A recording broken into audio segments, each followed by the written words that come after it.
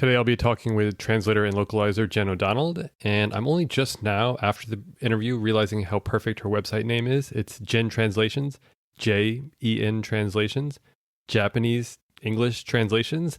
My mind is officially blown. That's too perfect. So stay tuned to hear about her Japanese language experience. Jenn O'Donnell is a Japanese to English translator and project manager based in Osaka. By day, she works as a localization director for a video game company, and by night, she blogs about translation on J-ENTranslations and studying Japanese on Japanese Talk Online. She also hosts the podcast Recommendations from My Otaku Spouse. Thanks so much for taking the time to come on today. Oh, thank you for inviting me. So this season, I'm starting broadly with everyone with the simple question, how did you learn Japanese?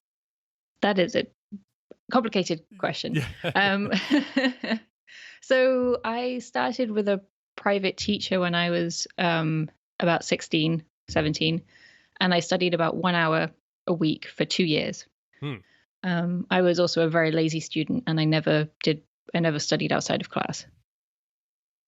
And then my gap year, because in the UK we have gap years after high school, I went to Fukuoka to a language school to study for 2 months and then worked on farms for 2 months. And that really forced me to use my Japanese and get a little better at it. That's really cool. And then I didn't study for a year during my first year of university. But my degree had a year in Japan. So then I studied at a university in Japan. And that's when I really started to actually seriously study the language. Okay. And then for the next 10 years, I've been self-studying, working with italki teachers, and studying abroad in Japan a couple of times. So it's kind of been a mix of a lot of different methods to learn Japanese over the years. Sure. No, that's interesting. What were you doing with the tutor? What kind of activities? The first one? Yeah, like you said 1 hour a week, I think? Mm-hmm. Yeah, we were going through a book called Japanese in 45 Hours, which I honestly don't know anybody who's ever used that book. Everybody uses Genki or Mina no Nihongo. But we used a book called Japanese in 45 Hours. It took me a lot longer than 45 hours to go through the book. But it was, we just went over vocabulary and grammar, and we would just have very, very short conversations, I think. And like this was 14 years ago, so I don't remember it too well. But I do remember this book, and it was it started off with just Romaji, and I think it took me probably about a year and a half to learn hiragana and katakana. Sure. And when you got to Fukuoka, did you find you were able to kind of like put into practice some of the things you had learned? Yes. Okay. Somewhat. That's one reason why, because I went with a friend, we studied at a language school first, because they offered these sort of crash course in Japanese, especially for farming, and then we did the volunteering on farms. So I think it was more the fact that we were then studying it for probably about 4 hours every day at a school. Sure. That actually made a difference. And then actually working on farms in homestay where the people don't know any English. Yeah. You really are forced to speak Japanese and to try and absorb at least some of what people were saying. I think that really helped the most.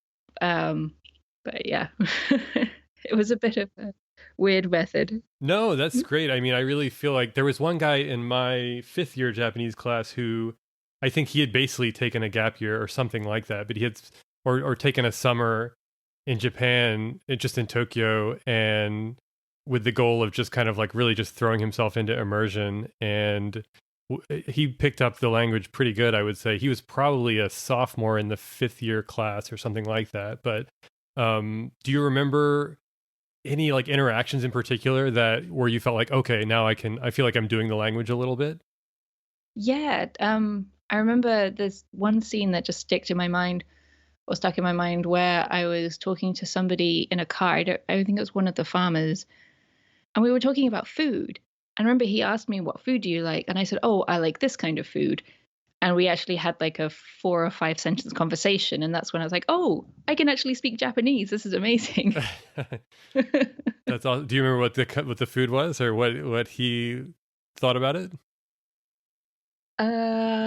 I think it was probably something like taiyaki, like very sweet things with anko. And he was surprised, oh, you like anko? Because foreigners don't normally like that. Sure. Yeah. And so how was the language school in Fukuoka different from the classes you ended up taking in university? They were specifically, I think probably people have probably heard of Genki in Fukuoka. Genki Jacks. This was like over 10 years ago. So I think it was very different to how it is now. But they had these small classes, and they were designed specifically for foreigners going to Japan to study Japanese. And I've been to a few of these schools, another one called Nils in Fukuoka, and one in Kyoto I've been to, and I can't remember the name of that. But they're all very similar, where they have teachers who have trained to teach Japanese specifically to foreigners, sort of Japanese as a second language. And they have classes. They tend to have language classes in the morning and then cultural classes in the afternoon, which I think is really great for beginner and intermediate levels. But when you get to advanced and you've already done all the cultural classes, it's kind of pointless to spend the extra money on those kinds of things. And you only want the language experience. Got it. And yeah. And then what about in university? I think you said that you felt like that's when you started to study it more seriously? Yes. Because we were studying at a Japanese university, the morning classes were Japanese lessons, and then afternoon was actual sort of university level classes. So actually very similar to the cultural classes that you do in language school, but actually, credited courses on things like, I think we studied things like Japanese religion, popular studies, folklore, modern society, that kind of stuff. But I think the textbook we used at the language school was, I think, Genki. And then the textbook I used in university was also Genki. Okay. But yeah, like I said, people tend to use either Genki or Minna no Nihongo.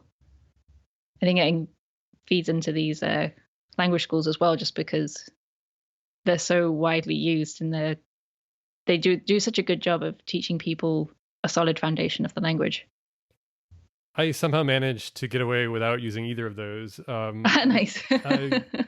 Well, I mean, I use the Japanese the spoken language, which is kind of infamous, and I wonder if it's still being used. I that's one thing I've been meaning to look into, because it's all Romaji, which yes, my spouse had that at university. Yeah. And what did he think of it? I think he said it was great.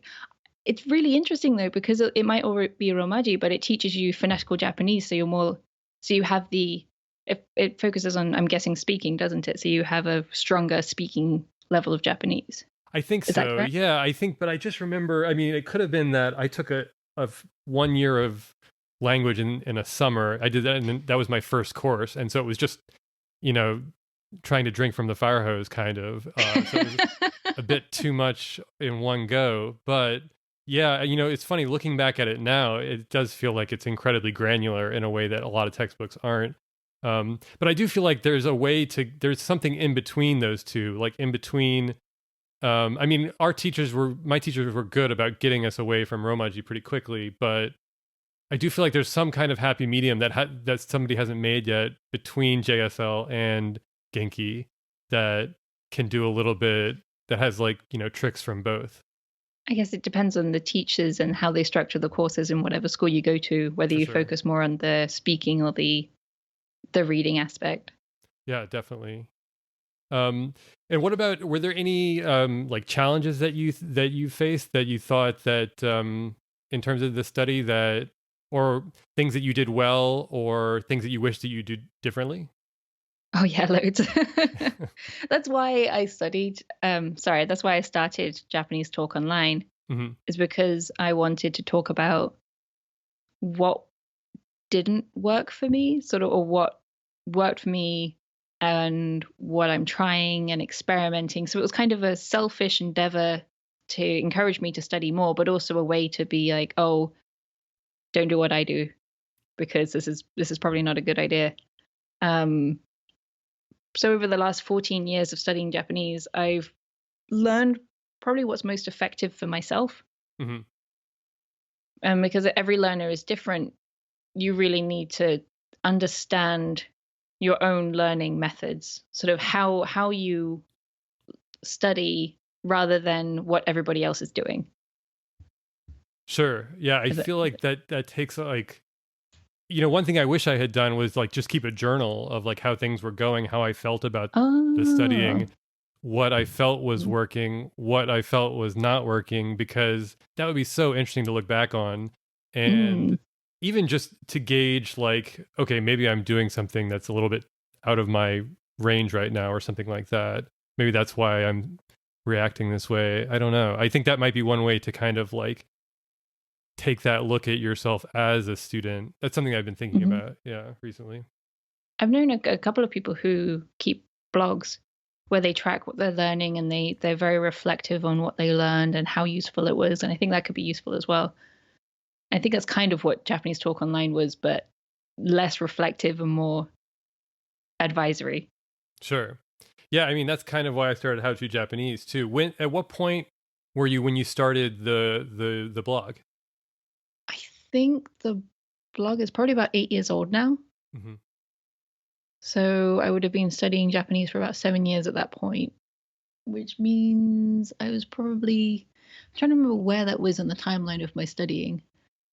Probably around N3, N2 level. Okay. And you were like still in university courses, basically? Yes. Okay. Yes, I must have been. I think it was a way to distract myself from writing essays. Yeah, I mean, I started mine when I was on the JET program, distracting myself from being out in the countryside, I guess, a little bit. But also, yeah, one of my friends ran the prefectural newsletter and asked me to put something together for that. And that's kind of, once I finished that, I was like, oh, that was fun. Let me try that again. No, I remember exactly what it is now, what it was now. Yeah.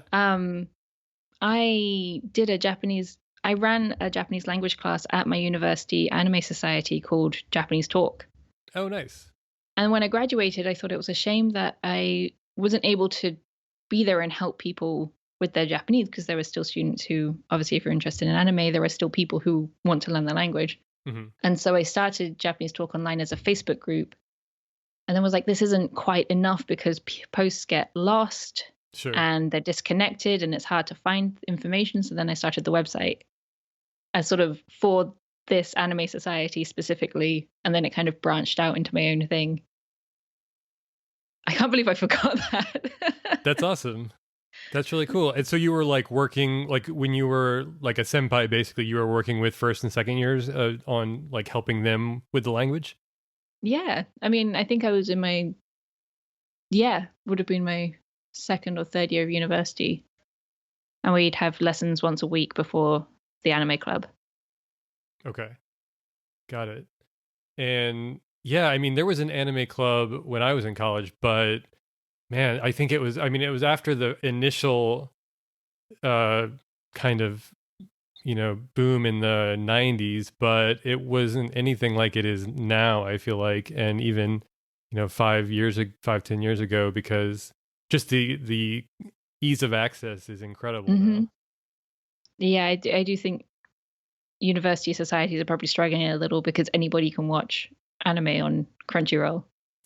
Yeah, you don't have nobody has to get hold of bootleg VHSs or DVDs. You're not doing the interpretation, live from the side of the TV like I think they were probably in the 80s. Luckily we didn't have to do that. That's good. But sorry, going back to what I found, what I wish I'd done differently, was I think definitely not buying a mountain of textbooks that I never used. I would have a tendency to be like, oh, people tell me this is really useful, so I'll get it. Or I remember getting a mountain of language books for my birthday, and I think I probably went through 2 of them.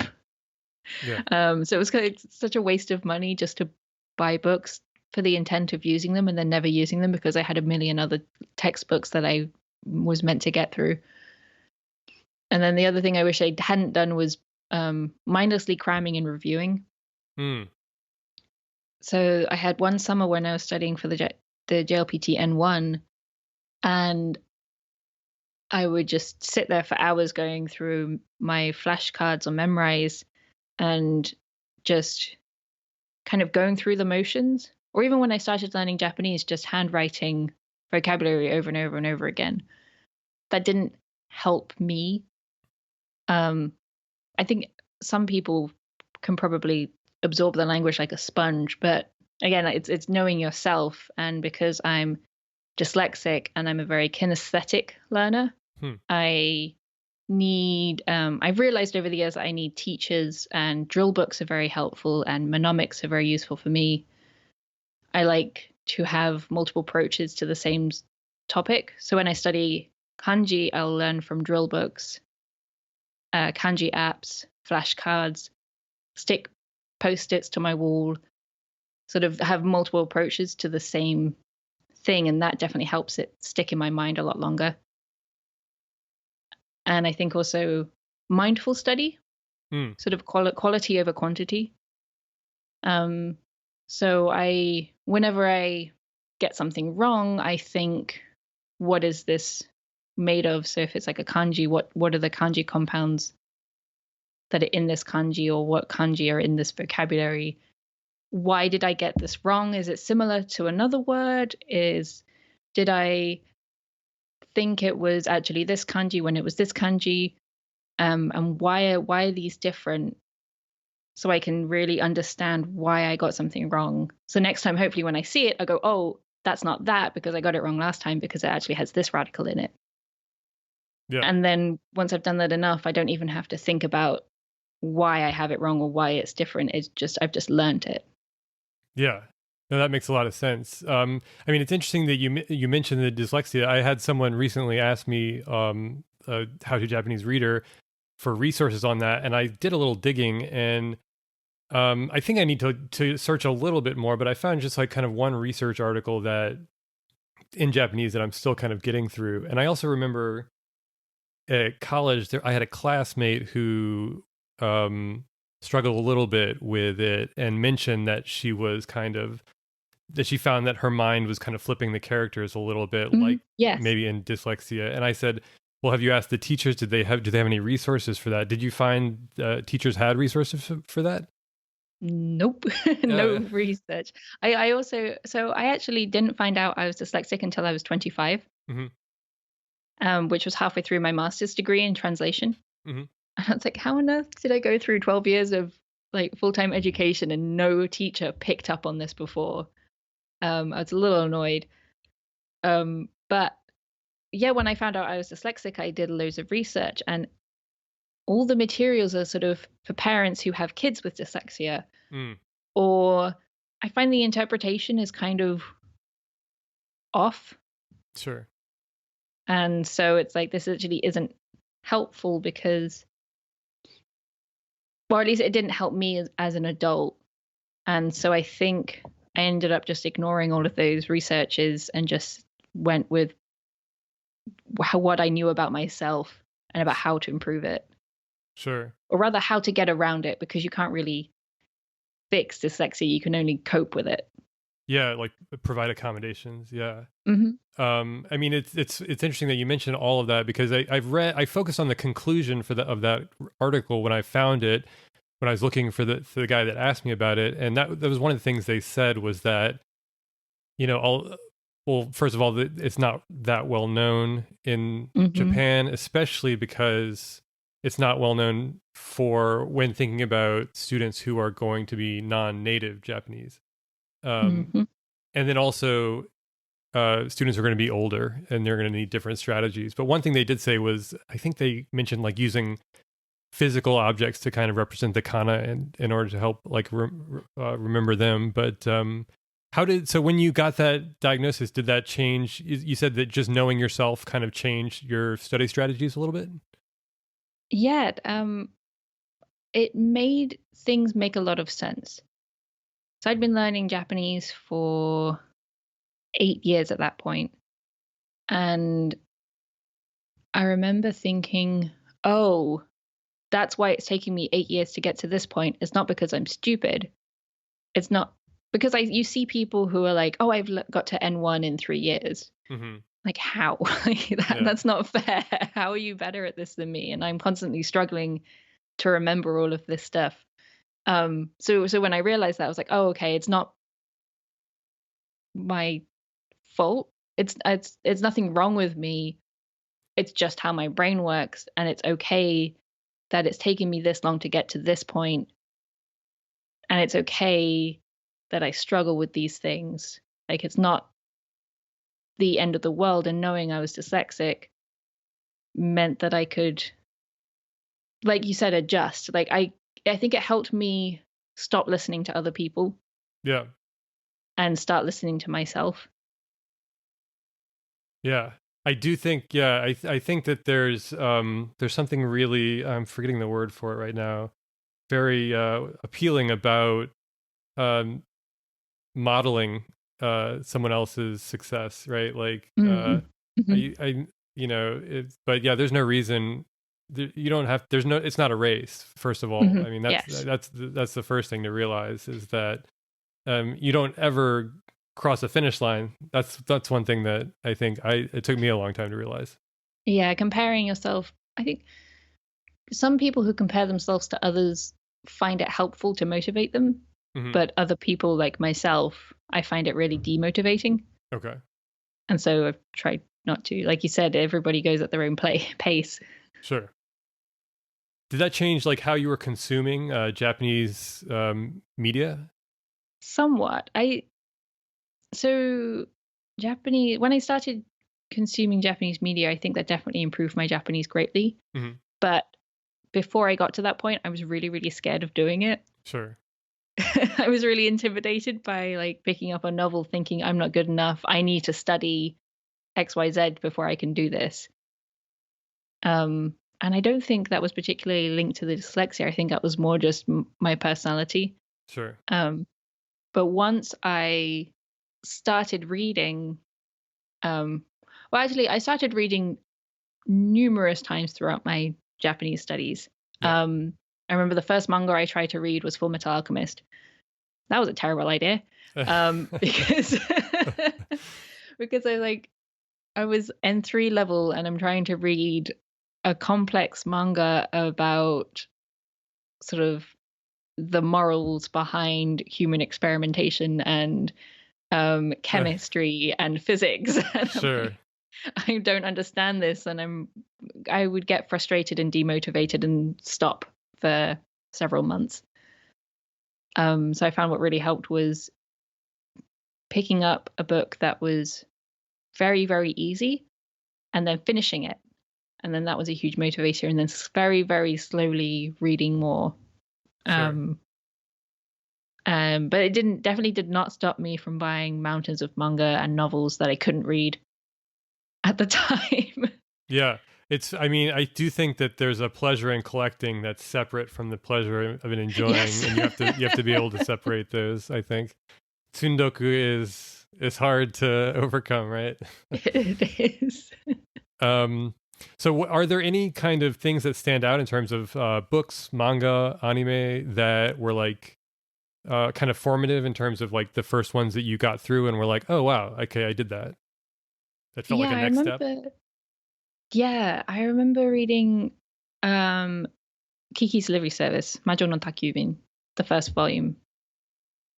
And I struggled to read 1 or 2 pages a day, and my brain would start to hurt because I was using it so much.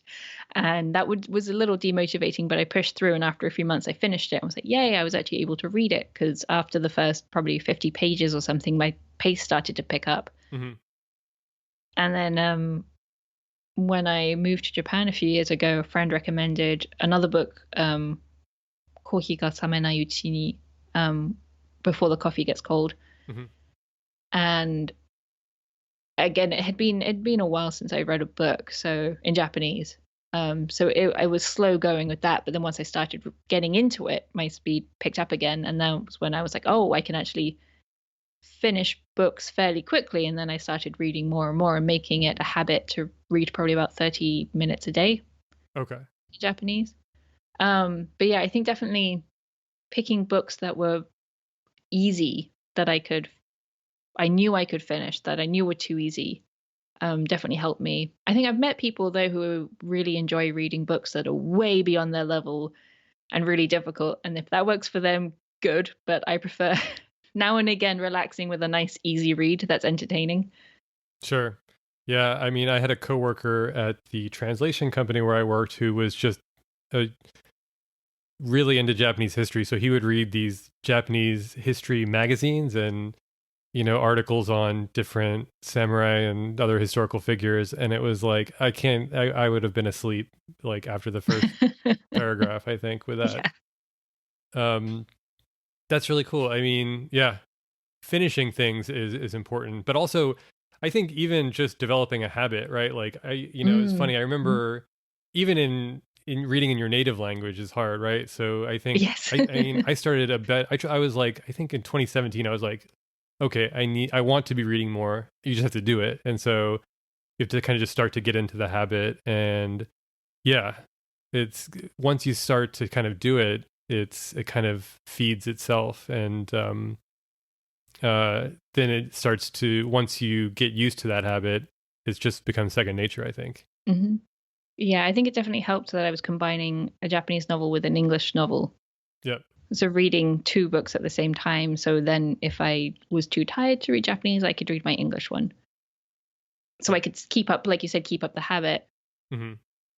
And I think it's definitely a matter of you sort of mentioned want to read, not what you should read, or even what you feel like you should watch or play, like video games. I think it really does make a difference when you want to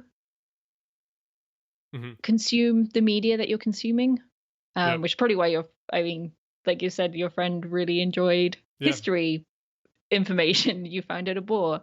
Like I struggle with legal and economic vocabulary because it's boring and I don't want to study that. Yeah.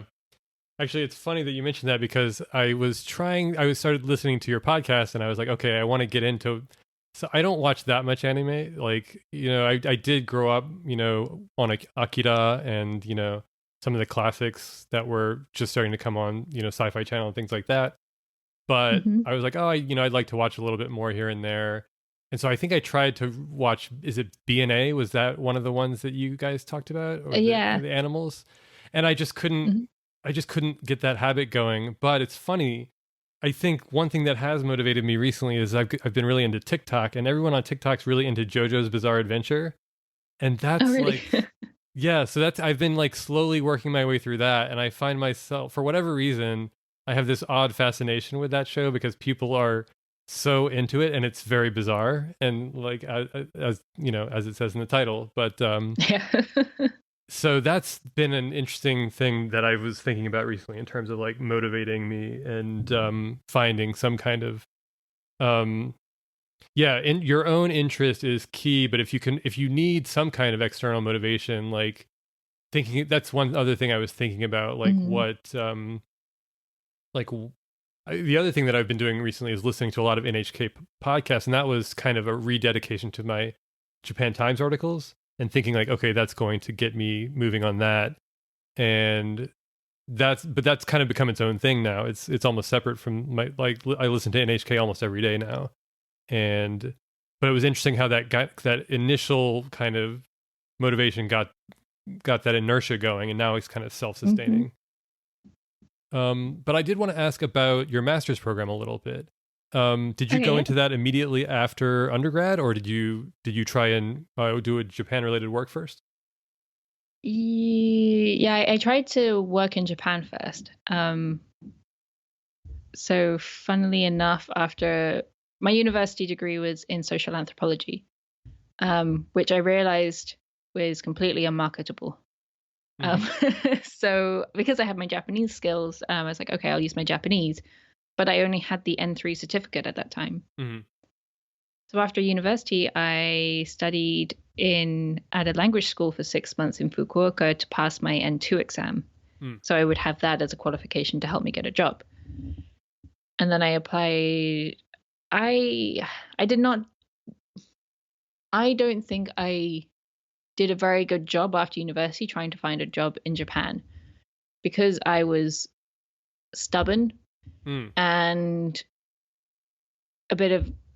probably a little stuck up with myself because I didn't want to be an English teacher. I didn't want to be a translator. Oh, no. I didn't want to work in Tokyo. Oh. So that's going to limit you, yeah, it really limited me. And I think if I had been more open and not been so stubborn, I probably would have had an easier time. But after uni, basically after I got my N2 certificate, I got a job at a company that created system diagnostics tools for vehicles. Okay. And this was based in Michigan. And they said, okay, we're looking for somebody to send to our office in Japan. I said, great, perfect, because then I can, it's in Tokyo, but, that's not the end of the world. I can actually work in an office environment and improve my Japanese. That was what I thought. And I got to Michigan and they said, okay, so we don't actually have an office in Japan. We want you to open one. Like, okay. Wow. Yeah, that job was really weird because they didn't really have a plan what they wanted to do with me. And so we didn't really have any training. I didn't sign a contract for them. Oh, wow. Okay. And so after a year of traveling to Japan and traveling to Michigan, and not really getting anywhere, I basically said, this isn't working out. When I first applied, I asked if I should, work in your office for a few months. And you said, no, it's fine. You can just do it remote. But then I wasn't actually learning anything. So I ended up leaving that job to do a master's in translation. Okay. Because at the same time that whole thing was falling apart, I was contacted by somebody who was looking for translators for light novels. And I took their translation test and failed it horribly because in my mind, I was like, oh, I know Japanese. I can translate. Sure. No, translation is a different skill from language ability. For sure. So I was like, oh, but this actually isn't as bad as I thought. Like the one reason I didn't want to be a translator when I graduated was because I didn't think I could do it. Again, it was a confidence issue. Interesting. Yeah. So I was like, okay, I don't know how to translate. So maybe if I learn and I do a master's degree, that would help. But because of the timing, I only had 3 days to apply for a master's degree. Wow. Before the deadlines closed for the next year. So I didn't really do my research, which was also a big mistake, especially with a big investment like a master's degree. But I knew SOAS from the University of London was a very prestigious school. Yep. And they had a theory and practice of translation. So I was like, okay, I'll do that. And that was a bad idea because it was not helpful at all. Huh. I finished my master's degree. That was when I found out I was dyslexic. I got a first, but afterwards I still didn't know how to translate. Sure. Because it's literally the theory and practice of translation. It was the linguistic theory, but not really how it applies practically. And then practicing, but then we didn't really get any feedback. And I assume that there's other language pairs there too. Yes. Yeah. The translation classes were separated by languages. Oh, okay. But the theory classes did have a mixture of all kinds of people who knew lots of different languages. But yeah, so when I graduated, I realized I still didn't know how to translate properly. And I didn't know how to market myself as a freelance translator, like how to market myself as a translator. And so after I graduated from my master's, I started self-studying translation business. And so I started networking. And that was when I built my website. And your second website. I took further. Yes, my second website. And that's when I started taking translation tests and for agencies and companies, and it was not going very, very well for several months. But that was fine because I was living with my parents, and I got married to my spouse, my now spouse, and we moved to America because he's American. And when I got to America, I started applying for local jobs that wanted Japanese language ability. Got it. And that's coincidentally when my translation tests that I'd done like 2 to 3 months beforehand started paying off. Okay. And I was offered work. At the same time, I got a job at a company that exports fish.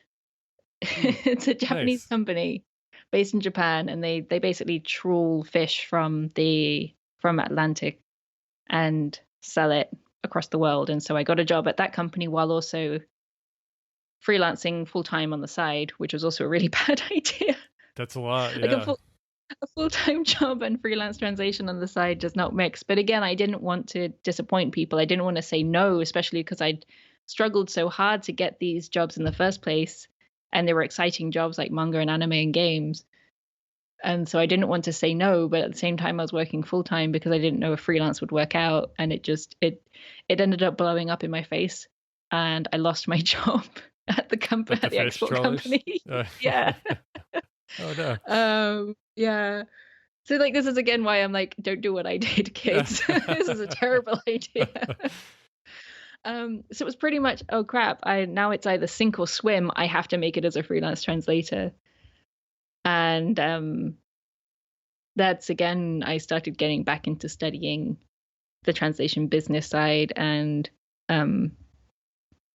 started studying translation again at a local college, Bellevue College, where they offered translation and interpreting classes. So I took both of those. And so it was just like, yeah, I really stumbled into this not knowing what I was doing, and just kept stumbling until something worked out. I think that's called being an adult, basically. But yeah, no one ever tells you that. It looks like, oh, you just apply and then it's perfect and it works out, but it doesn't. Well, I mean, presumably you're passing some of these tests, and so you said when you finished your master's, you didn't feel like you could translate, but how do you think you got to the point where you're more comfortable with your translation abilities, or what did you need to do? I think two things really helped me the most: doing translation competitions. Okay. Because I think one of my issues was I was too worried about what the other person expected rather than what I wanted to do. So with translation, I think especially newbie translators tend to translate very literally, like, oh, they use this word, but then it creates very unnatural English. But you're like, oh, well, this is what the Japanese said. So even if it sounds weird in English, this is the best way to do it. And I think one of the hangups I had was I thought that's what Japanese agencies wanted. But of course, nobody ever tells you what exactly they want when they send out a test. Sure. And they don't give feedback either, which is really annoying. But doing a translation competition meant I didn't have to worry about the expectations of the person I'm sending it to. I could just translate how I wanted, and I could create work that made me happy. And that was when it clicked. Oh, that's what I need to do. Obviously, it needs to be accurate, but it needs to be something that I would like to read. Sure. And I think that I remember that moment clicking in my head and was like, yes, okay, so I'm getting somewhere. Still wasn't perfect, but then it was a matter of practice and taking more translation tests and doing more competitions. And then another moment was I finally got feedback from one company. But unfortunately, this feedback consisted of this guy over Skype just basically ripping me apart. And he even said afterwards, I'm surprised you have a master's in translation. Oh, geez. Which fed into, again, my insecurities about how my master's didn't actually help me that much. but I almost quit translation outright then. Like his feedback was helpful, but the way he gave it was just soul destroying. I think that's what I needed during my masters and during my education, was I needed that feedback to tell me this is how you could do this better. Mm-hmm. I think other degrees, other master's degrees, and other translation programs do that. Mm-hmm. Like the course I was taking at Bellevue College helped a lot with actually providing constructive feedback. So that's really the two things that forced me to improve a lot, was the translation tests, and then this terrible yet helpful in the end experience of being ripped apart. Yeah, I mean, you need to develop a bit of a thick skin, but you also, I mean, God, yes. You need to not encounter like these morons, basically. Also, just, I mean, for me, I had an equivalent moment, but it wasn't with translation. It was during my senior thesis. I feel like I might have mentioned this on a different episode, but I turned a draft of my thesis in. It was extremely rough. It was very incomplete. And the professor read about 5 pages of it. Then he like did a bunch of line breaks, and in all caps he wrote, "Daniel, you're turning original, interesting research into a boring list of trivia. Like, get back to me when you have a full draft." And I was like, oh God. And so I think I kind of swore that I was never going to go to grad school, never going to write when I finished. And then, but I just needed to write. And so, but yeah, going to grad school and doing like workshops is a kind of like very controlled atmosphere where you've got a workshop leader who's kind of like moderating the commentary. And the hardest part is that the writer's not allowed to comment on their work when they're being critiqued. Mm-hmm. So you have to just sit there and like listen to everybody, what they think about your writing. But it does give you this incredibly vivid sense of like what effect your writing is having. So, I mean, I could recommend writing workshops for anyone who's a translator, but yeah, finding some way to get feedback, whether it's with your translations, that's key. And then for me, yeah, like going to grad school made me such a better translator. Before that, it was just, yeah, I would have like 1 or 2 jobs here or there, but I don't think they were good enough to give repeated work to me, basically. Mm-hmm. So yeah. But were you able to build up kind of enough freelance work to do that full time? In the end, yes. I think it took me about 8 months before I was in the black. Was it about 8? Yeah. Yeah, I think it was about 8 months, and that includes a little bit of from working for the other job. And then once, like, I'm really glad I had loads of savings put away because we ate through that really quickly. Mm-hmm. But once I'd been freelancing for about a year, that's when a friend contacted me. Well, I think I was lamenting on Twitter or something, being like, oh, I wish I was in Japan. And a friend, or at that time an acquaintance, said, oh, this game company are looking for translators. Why don't you apply? I'm like, that's never going to happen, but I'll just do it to see what happens. And I got the job. And so we moved to Japan just over 2 years ago. Oh, wow. Yeah, over 2.5 years ago. And then I started working in game localization. That's awesome. And so so I guess I actually asked my boss after I got that job, what was it about my test? Because I didn't think I was good enough.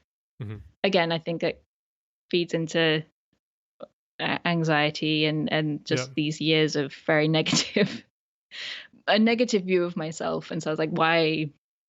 Like, I've been scared to ask you this, but why did you pick me? And he said, well, I wasn't looking for perfect. I was looking for potential. And that really helped my confidence as well. That's awesome. Yeah. And do you have any other, I mean, do you think the anxiety and that confidence, did that play into any of the dyslexia? Yes. Well, the dyslexia definitely plays into that. Yeah.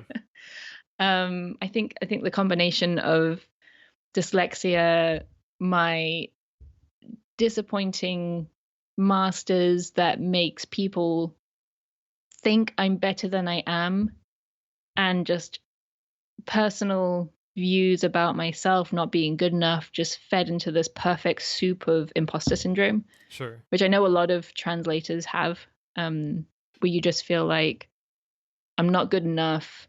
People think I'm better than I am. And when they find out, they're going to be so disappointed. And I don't want them to find out. So I've got to keep faking that I'm as good as I am, but also they're going to know that I'm faking it. And so it's just this big ball of horrible anxiety. Yeah, no, I mean, I don't think I have dyslexia. I don't have a diagnosis, maybe, incredibly small amount, but I do have OCD, and that, I mean, that like intrusive thoughts, those can be really debilitating in terms of imposter syndrome. And but I do think like you said, almost like with your Japan study, you kind of have this moment where you just have to like kind of recognize like what's going on. And I think doing like more positive self-talk has been huge for me, and just knowing that, okay, this is just the thing that your brain does. Like my brain is going to have these intrusive thoughts that are just kind of constant, or I'll have like, something that's just going to happen, like play over and over and over again. Like, and then you just have to get past it, and often those are the negative thoughts, the negative thoughts in workshop, or the negative comments from, and yeah, no, it's interesting. Like my master's was also like slightly disappointing in that I did it in fiction, and I haven't written or published a word of fiction since I graduated. So really, yeah. I wish I had done nonfiction. I think I would be farther along on a few projects, but I mean, the master's got me where I needed to go. Like I'm a better writer now, and I remember I wrote a review for a website, and the editor was like, "Man, your writing is really improved," and that was like this massive victory. Yeah, that was a huge victory. So. But yeah, I think also, again, this is where a journal would really help too. I feel like just like keeping track of like, okay, what's like playing in your head right now? Like, do I need to like make what's playing more positive, and how can I do that? Can I just, confidence is a decision to a certain extent, I mean, you could always start now. I don't think it's ever too late to start something. I mean, I think my answer here is going to be something that you're probably familiar with. It's just, there's not enough time. Right? Like, yeah. I feel like I was reading some of the interviews on your website, and I feel like one of the questions that comes up with these translator interviews, which are great, is how do you decide what to do, right? How do you decide how to use your free time? How do you decide, and so how do you make that decision? Like what do you, when you have I think you put a Twitter poll the other day about trying to figure out what to do with your day off. What did you end up doing? I ended up reading some manga and playing some games, but even then it wasn't as much as I wanted to do. Sure. Yeah, I think it's definitely a matter of prioritizing. I have a diary that I keep track of what I'm doing, but also for every week I have my week's goals and then my weekend goals, and I try to tick those off. So like for this week, I'm going to focus on shadowing, and I'll try and do that. So I think that's personally how I try to pick what I'm going to do. Is I try to plan as far ahead in time as I can, and try and prioritize what I want to get done at that particular moment. Because if I worry too much about what I'm unable to do, then I won't do anything. Yeah, it can be paralyzing for sure. Yeah. I recently listened to the book Atomic Habits, and it was like, okay. It was interesting, just kind of one of the things he says to do is to build habits is just to link them with other activities that you do during the day. And so that's something that I've been able to do a little bit, but also like habit tracking. It sounds like that's something that you're doing. I've been trying to implement a little bit more tracking and to keep it gentle, I've just been I've got like 9 things that are kind of like where I like to spend my time, but it's also been really revealing. It's like, okay, I clearly have some areas where I need to be doing more. But yeah, I think that's a good way to be accountable. What about like in terms of like when you're reading, is it strictly time, or do you ever do pages, or what about anime? How are you tracking how much you're watching, or how do you set goals for that? I again, I think it's actually kind of like linking in other activities. I try not to put too much pressure on myself.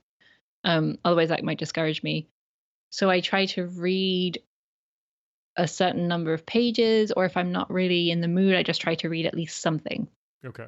And when it comes to anime, because I have the recommendations My Otaku Spouse podcast, we're tying that into what anime we watch. And so it's kind of a way to force us to actually do all the things that we said we're going to do, like watch all the anime and watch all the movies that we say we're going to actually watch.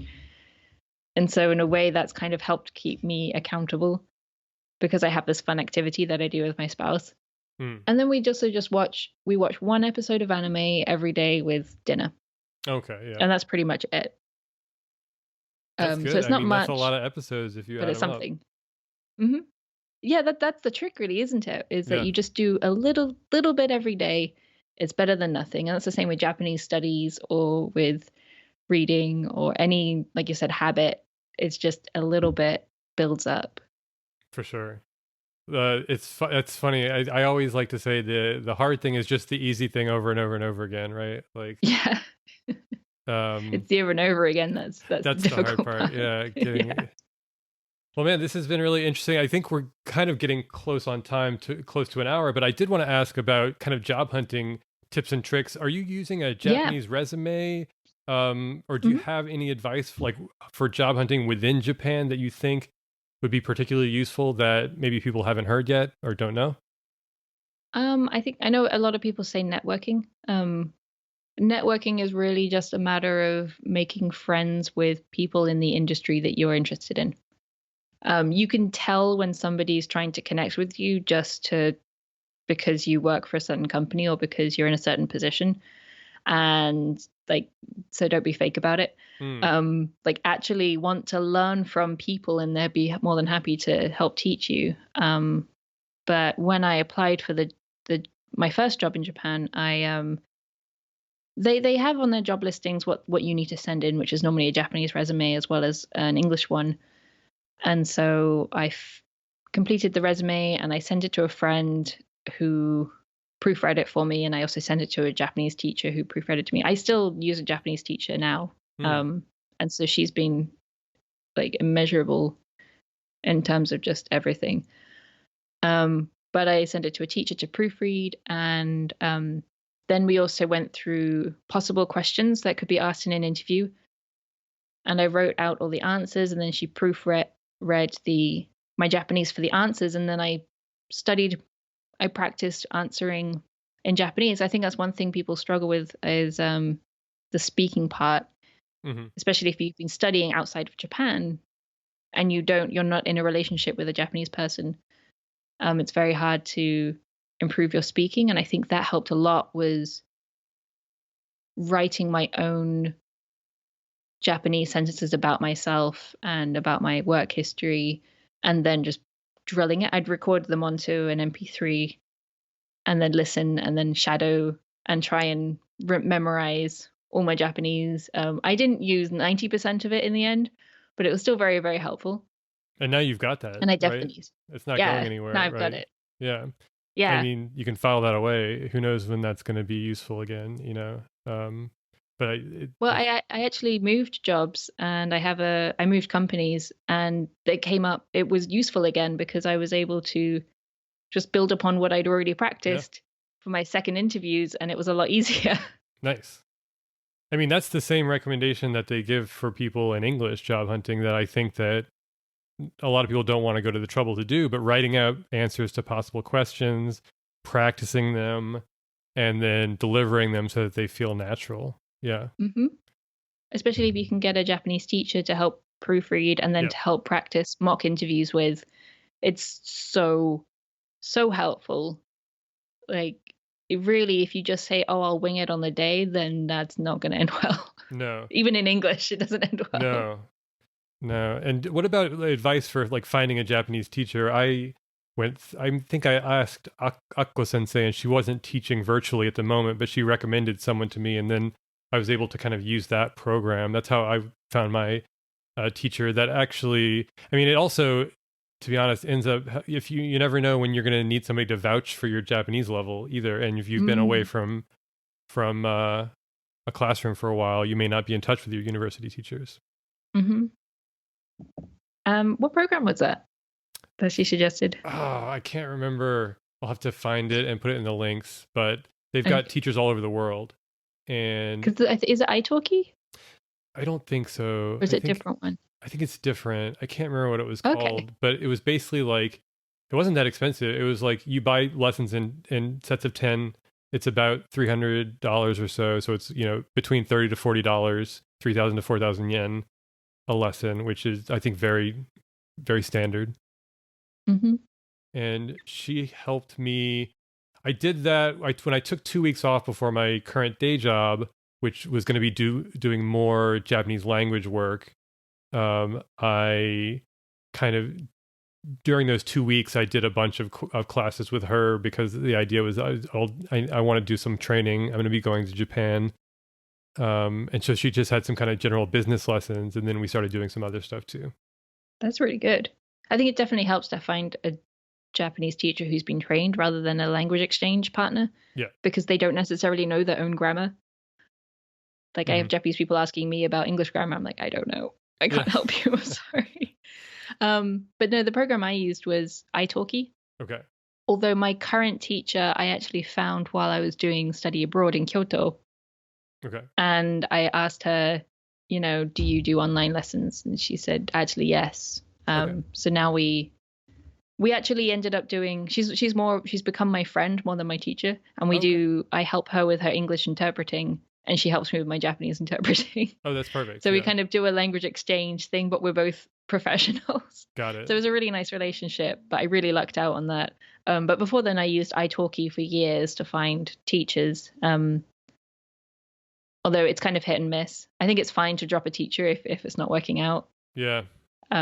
Same as it's fine to drop a book if you're not enjoying it. No, it's important. Like you shouldn't. Yeah, you don't have to slog. Avoid the slog. And I honestly think finding Japanese teachers who are learning other languages is really helpful because they understand the struggles you're going through, and so they can help explain things better, I find. Mm-hmm. But yeah, it really does depend on the individual and what kind of teacher you want. But yeah, you can find loads online. Yeah, I think even more so in the last year. I think it's just going to get more accessible, which is great. Mm-hmm.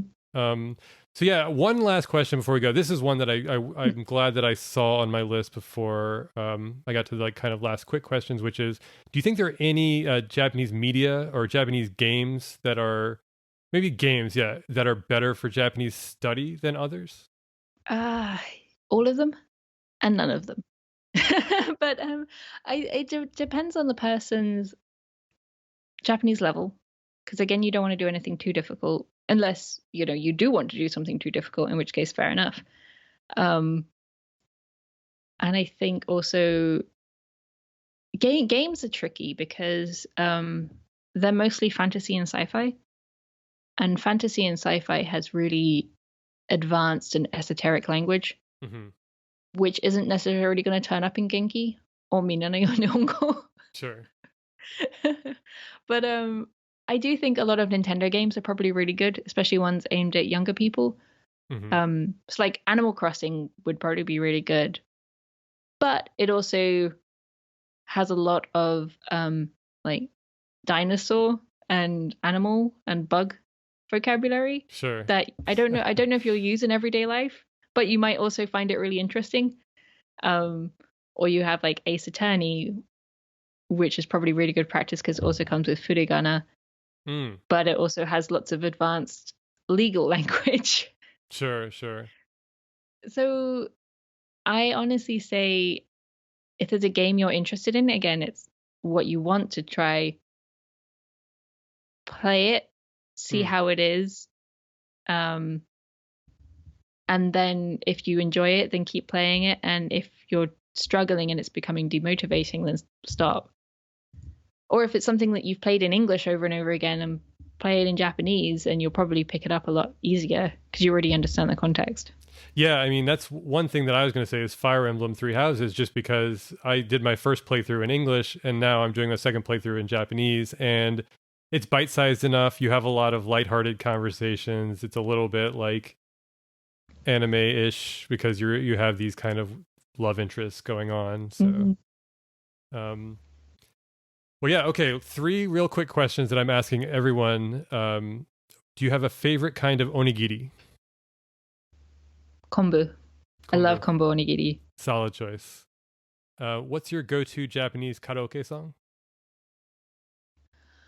If I want to show off Yui again, which is the opening from Fullmetal Alchemist Brotherhood. That's my go-to one. Or the opening from Violet Evergarden, which I can't remember the name of right now because I haven't been to karaoke in over a year because of the situation. Sure. A situation which will not be named. No, yeah. But yeah, those two are probably definitely my go-to. Great. And then, I mean, we talked about this a little bit, but what's something you remember from your first week in Japan that isn't talking about food with the farmer? Okay. The first time I ever came to Japan, my friend and I missed our final flight from, I think it was from Osaka to Fukuoka. And so we're stuck in the airport for 7 hours. And we buy bottles of green tea from the vending machine. I remember taking a sip and thinking, oh my God, this is disgusting. It's so bitter. And just throwing the whole bottle in the bin. Oh no. And then by the end of our trip, because we've been living on farms and you can't really say no, we were drinking these exact same bottles of green tea, like multiple bottles a day, and it was fine.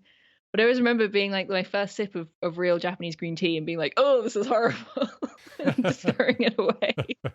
In the Osaka airport. In the Osaka airport, yeah. That's excellent. Well, thanks so much for coming on. Where can people find you online? You can find me on Twitter at j-ENTranslations, one word, or at Japan Talk Online. And that's pretty much where I hang out most of my time. Excellent. Yeah, and definitely on your local podcast app at Recommendations for My Otaku Spouse. Yes, which is actually on AnnieBrosCreative.com. Excellent. Well, thanks so much. Oh, thank you. Thanks for listening. You can find How to Japanese on Twitter, Instagram, Facebook, TikTok, and Substack.